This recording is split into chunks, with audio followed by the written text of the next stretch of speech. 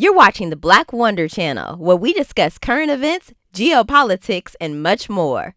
An online post entitled "Former Trump National Security Advisor Michael Flynn Calls for One Religion in America" states, at a 3-day conference in San Antonio, Texas, for the Reawaken America tour, former National Security Advisor and keynote speaker Michael Flynn called for Christianity to become the singular religion of the United States. The book of Revelation warns about a coming one-world religion in connection to the mark of the beast. And in this video, I will be unmasking the identity of one of the powers who will bring the mark of the beast upon the world. And in order to unlock the meaning of the symbols used to describe this power, we have to search the scriptures, because the Bible is its own interpreter. For example, a beast in Bible prophecy symbolizes a political power, according to Daniel chapter 7 verse 23, which states, "The fourth beast shall be a fourth kingdom on earth." You need to know who this religio-political power is. It exists today, and I'm not gonna beat around the bush any longer. Before we continue reading the symbolic description of this beast, I'm going to reveal its identity, and that is the Roman Catholic papacy. In other words, the leadership of the Roman Catholic Church. The papacy is both a religious and political power, because the Pope is both the head of a state, which is Vatican City, and the Roman Catholic Church, which is a religious institution. By the way, this is not a condemnation of Catholic people. This does not mean that all Catholics are bad. There are honest, God-fearing Catholics in the world today. However, Revelation's end-time warning about the Roman Catholic Church system is that God's people need to get out of it, because it will play a role in enforcing the mark of the beast, and anyone found to be following the papacy at that time will be lost. During the Middle Ages, popes had more power than European rulers, because popes were seen as God's messengers on earth.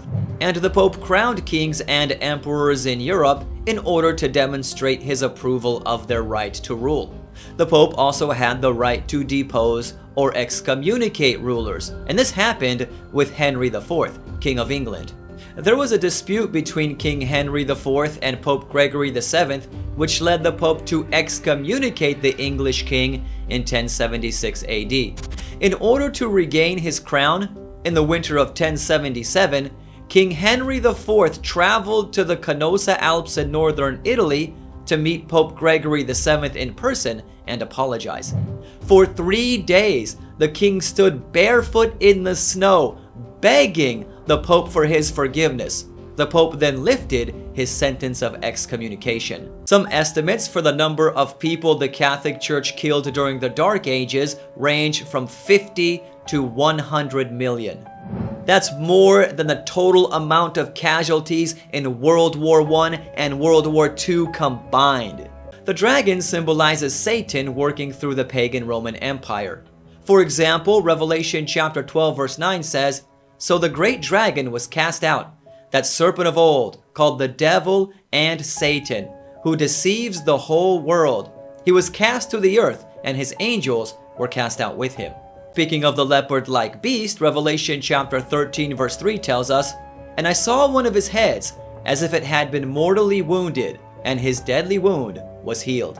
The papacy received a seemingly deadly wound in 1798, when General Berthier of the French army entered Rome and declared an end to the political rule of the papacy, and then he took Pope Pius VI captive. Pope Pius VI died 8 months later in captivity in the French fortress of Valence. However, the deadly wound wouldn't last. In 1929, the Lateran Treaty, which was an agreement between the Kingdom of Italy and the Holy See, gave back temporal power to the Pope, and the Pope was given rule of Vatican City. Subsequently, his political power was restored. The Pope was again a king. Revelation chapter 13 verse 3 goes on to say, "And all the world marveled and followed the beast." This indicates that there would be a rise in popularity and acceptance of the papacy.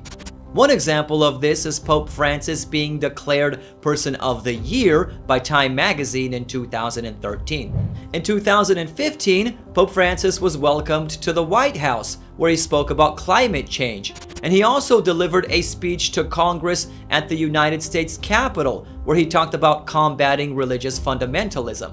This was the first time that a pope spoke to Congress at the United States Capitol.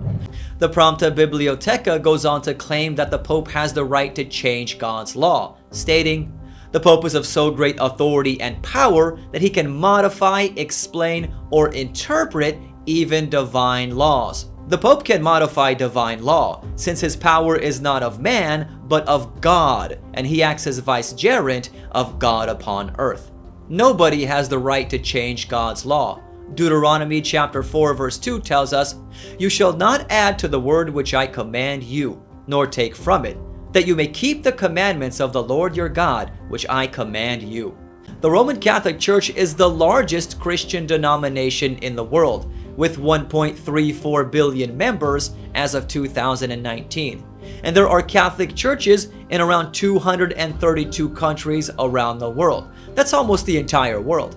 So the Roman Catholic Church has a presence in almost every country in the world. However, I don't think Revelation is telling us all Catholics throughout history will be lost. For example, during the Dark Ages, the Roman Catholic Church suppressed the Bible. So for sincere, God-fearing Catholic Christians during the Dark Ages, they depended a lot on what their priests told them to understand God's will. And even though they may have believed in some false doctrines and practiced errors, like keeping the Sabbath on the wrong day and worshiping Mary, I believe that they will still make it to heaven because they simply didn't know any better. The leopard-like beast in Revelation chapter 13 is the papacy. Every detail of the description of the leopard-like beast fits the papacy perfectly.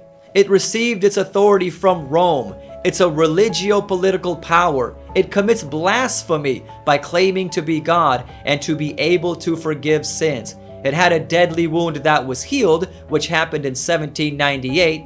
It ruled for 42 months, or 1260 years, and it made war with God's saints. No other entity on this planet fits this description as well as the papacy. And God warns that all those who will be found worshiping it before the second coming of Jesus will be eternally lost.